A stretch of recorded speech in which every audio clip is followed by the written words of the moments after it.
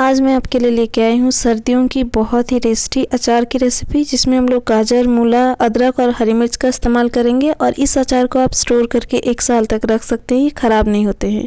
किस तरह से अचार को स्टोर किया जाता है उसका टिप्स मैं यहाँ पे बताई हूँ, जो आपको आगे देखने को मिलेगी।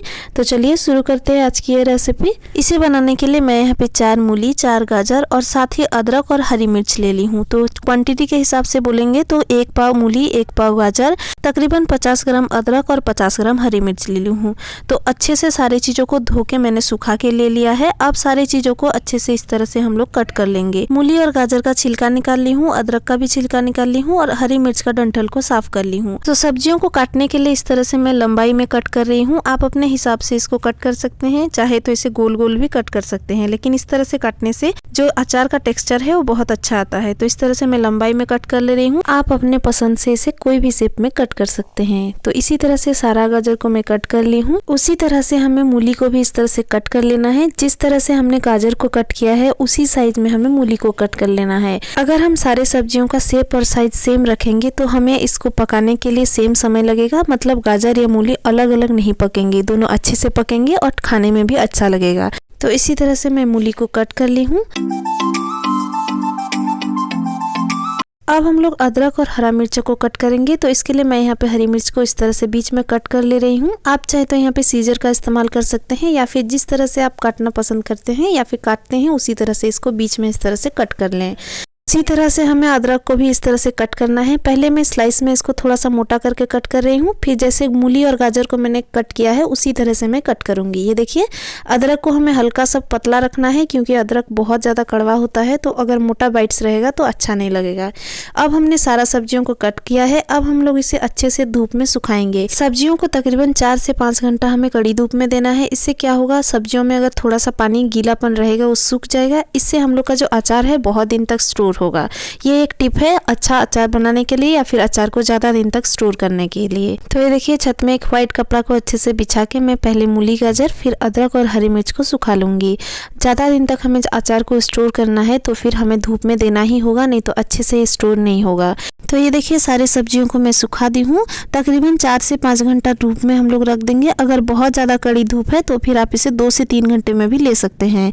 बीच में आपको इसे आके एक बार पलट देना होगा। इससे क्या होगा कि जो नीचे का पोर्शन है वो भी अच्छे से सूख जाएगा। तो सब्जियां जब तक सूख रहा है तब तक हम मसाला बना लेते हैं। तो इसके लिए मैं एक पैन को गर्म करके इसमें 1/4 कप धनिया भीजा, 1/4 कप से थोड़ा सा कम या फिर 2 चम्मच जीरा, साथ ही डालेंगे 2 चम्मच के करीब सौंफ। इन तीनों को हमें अच्छे से थोड़ा सा भून लेना है। जब ये थोड़ा सा भून जाएगा तब हम लोग बाकी की चीज़ें ऐड करेंगे। तो तकरीबन 1 मिनट हमें इसको लो फ्लेम में भून लेना है। तो तकरीबन 2 मिनट मैं इसको अच्छे से भून ली हूँ। अब हम लोग इसमें डालेंगे 1/4 कप काला सरसों और 1/4 कप पीला सरसों। इन दोनों के साथ मैं यहाँ पे 1 चम्मच मेथी डाल रही हूँ। और इन सारी चीज़ों को हमें अच्छे से भून लेना है। तो गैस का फ्लेम थोड़ा सा हाई करेंगे ताकि अच्छे से गर्म हो जाए। उसके बाद लो फ्लेम करके इसको हमें तकरीबन 2 से 3 मिनट या फिर खुशबू आने तक हमें भून लेना है। तो ये देखिए, सारी चीज़ों में बहुत अच्छे से खुशबू आ रही है। अब जब सारी चीज़ अच्छे से पकने लगे तब हम लोग इसमें डालेंगे कैरम सीड्स यानी कि अजवाइन। इससे हम लोग का जो अचार है बहुत अच्छा टेस्ट आएगा इसमें। तो इस तरह से हमें भून लेना है तकरीबन 3 से 4 मिनट मसालों को लो फ्लेम पे। तो मसाला जब अच्छे से भून जाएगा तो आपका घर में पूरा चारों तरफ महक जाएगा मसालों से। तो मसाला भून जाने के बाद इसको प्लेट में निकाल लेंगे और सेम पैन में हम लोग तकरीबन 400 ग्राम सरसों का तेल डालेंगे। अचार जो है सरसों तेल में ही अच्छी बनती है, लेकिन अगर आप सरसों तेल नहीं खाते हैं तो यहाँ पे कोई भी कुकिंग ऑयल यूज़ कर सकते हैं।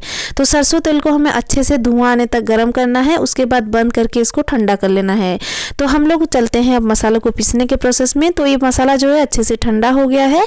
अब एक ग्राइंडिंग जार में मसाला को डालेंगे। तो मसाला को हमें दरदरा रखना है, बिल्कुल फाइन पाउडर नहीं बनाना है। हल्का सा इसको दरदरा रखेंगे। इससे हम लोग का जो अचार का टेक्सचर है वो बहुत अच्छा आएगा। तो ग्राइंडिंग जार को पल्स में चलाएंगे, मतलब चलाएंगे बंद करेंगे, चलाएंगे बंद करेंगे। उसी तरह से हमें इसका दरदरा पाउडर बना लेना है। ये देखिए, बिल्कुल इसी टेक्सचर का हमें पाउडर बनाना है। अब चलते हैं हम लोग फाइनली अचार बनाने के प्रोसेस में। तो 3 से 4 घंटा बाद मैं यहाँ पे धूप से ले ली हूँ और गाजर और मूली अच्छे से सूख गया है, आप देख सकते हैं। और साथ ही हरी मिर्च और अदरक भी इस तरह से सूख गया है, मतलब इसमें मॉइस्चर बिल्कुल भी नहीं है। अब एक अच्छा सा बड़ा बोल लेंगे और बोल में पहले मूली, गाजर, अदरक और हरी मिर्च को डाल लेंगे। तो ये देखिए, मैं सारी चीज़ों को अच्छे से डाल ली हूँ। इन सारी चीज़ों को डालने के बाद हम लोग बाकी की चीज़ें ऐड करेंगे। तो सबसे पहले मैं यहाँ पे थोड़ा सा हींग ली हूँ, साथ ही मैं यहाँ पे 1 चम्मच कश्मीरी लाल मिर्च का पाउडर डाल रही हूँ। इससे हम लोग का जो अचार है उसका कलर बहुत अच्छा आएगा। और साथ ही मैं यहाँ पे डाल रही हूँ 1 चम्मच हल्दी। तो मैं यहाँ पे तीखी वाली लाल मिर्च पाउडर का इस्तेमाल नहीं कर रही हूँ क्योंकि हमने हरी मिर्च का इस्तेमाल किया है इसलिए। फिर इसमें 1 चम्मच मंगरेला या काला जीरा डालेंगे और साथ ही डाल देंगे अचार का मसाला जो हमने पाउडर बना के रखा। तो जितना अचार का मसाला चाहिए उतना ही डालेंगे, बहुत ज़्यादा मसाला नहीं डालेंगे। अब इन सारी चीज़ों को पहले सूखा ही ऐसे मिक्स कर लेंगे। उसके बाद हम लोग इसमें डालेंगे तेल। तो मैं यहाँ पे हल्दी पाउडर थोड़ा कम हुआ इसलिए हल्दी पाउडर और नमक डाल दे रही हूँ। तो मैं नमक यहाँ पे 3 चम्मच के करीब डाल रही हूँ। फिर 1 चम्मच अमचूर पाउडर डालेंगे और डाल देंगे गर्म किया हुआ तेल। तो तेल अभी गर्म नहीं है, हल्का गुनगुना है, मतलब मैं इसे छू सकती हूँ उतना गर्म है। अब तेल को डाल के हाथों से अच्छे से मिक्स करेंगे। आप चाहे तो हाथ में ग्लव्स भी पहन सकते हैं, मैं ऐसे ही मिला ले रही हूँ। अब सारी चीज़ों को अच्छे से मिक्स कर लेंगे इस तरह से। तो तेल थोड़ा सा मुझे यहाँ पे कम लग रहा है इसलिए मैं थोड़ा सा तेल और ऐड कर रही हूँ। अचार में ऐसे भी जितना ज़्यादा तेल डालेंगे उतना ही अच्छा टेस्ट आएगा और उतना ज़्यादा दिन तक स्टोर होगा। तो अब हम लोग इसमें डालेंगे सीक्रेट चीज़ जिससे हम लोग का जो अचार है वो ज़्यादा दिन तक स्टोर होगा। तो मैं यहाँ पे डाल रही हूँ 2 चम्मच व्हाइट विनेगर। आप चाहे तो यहाँ पे एप्पल साइडर विनेगर का भी इस्तेमाल कर सकते हैं। मैं यहाँ पे व्हाइट विनेगर इस्तेमाल कर रही हूँ। विनेगर इस्तेमाल करने से अचार जल्दी ख़राब नहीं होती है, तो साल भर आप इसे इस तरह से स्टोर कर सकते हैं विनेगर को डाल के। तो अचार हम लोग का ऑलमोस्ट रेडी है। अब हम लोग इसे एक बोल में निकाल लेंगे।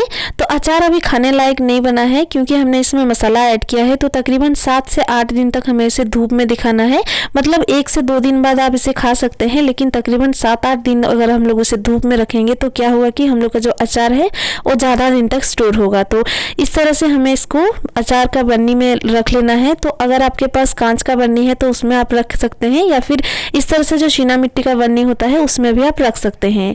तो ये देखिए अचार का कलर जो है कितना अच्छा दिख रहा है। तो शुरुआत में 7 से 8 दिन आप इसको धूप में रख के यूज़ कर सकते हैं। और अगर आप इसे स्टोर कर रहे हैं तो बीच बीच में आप इसे धूप में डालते रहें और साथ ही साथ इसका जो तेल है वो अगर सूख जाए तो तेल इसमें ऐड करते रहें। इससे आपका अचार जो है ज़्यादा दिन तक स्टोर होगा।